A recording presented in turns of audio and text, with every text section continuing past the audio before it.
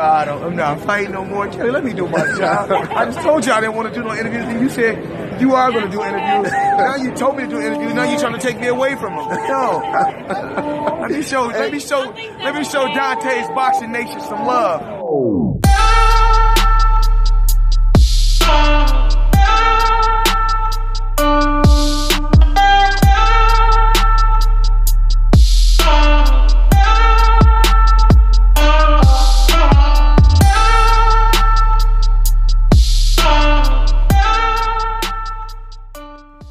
Dante's Boxing Nation, what's going on, guys? Very disappointing news to report, guys. After Luis King Kong Ortiz got his hopes up high, and a lot of boxing fans as well did, it turns out Dillian Whyte is most likely going to turn down the Ortiz fight to fight Derek Chisora in a rematch. Now, for those of you guys who don't know how bad Ortiz wants this fight and how long he's been calling out Dillian Whyte, let me get you guys caught up.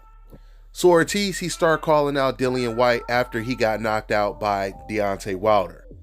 Matter of fact, the WBC had actually ordered a fight between Ortiz and Whyte, and Whyte decided to go a different direction. Whyte claims that Ortiz was asking for too much money coming off of a knockout loss against Wilder, and that's why the fight didn't happen then. Fast forward to present day, and Ortiz comes up with a brilliant idea. He says, hey Whyte, I have a spot on the Wilder Fury undercard. We can fight on that card. And Whyte says, no, I don't want to fight on that date. I want to fight December 22nd. So then Ortiz comes back and he says, okay, I'll tell you what. I'll go ahead and pull out of this opportunity of fighting on the Tyson Fury Wilder card, and I'll fight you December 22nd. I'll come to the UK, fight you in your own backyard. And this is what Dillian Whyte said in response to that. Enough talking that rubbish you speak. Send over the contract and I'm there. Now you've got yourself in a real problem, son. So now what are you gonna do? Well, guys, I guess when Whyte was telling Ortiz that he had a real problem right now, that problem was not getting Whyte in the ring. Because that is a real problem. It's a real problem for the boxing fans, and it's a real problem for Luis King Kong Ortiz. Listen, man, I'm going to say this directly to Dillian Whyte. Whyte, please don't make yourself look like Anthony Joshua right now. Because the fight that the fans want to see is Whyte versus Ortiz. Now, there's no doubt the Chisora fight was a great fight. It was a fun, fan-friendly fight. But at the same time, we don't want to see a rerun or some type of preseason exhibition game that doesn't lead to the playoffs.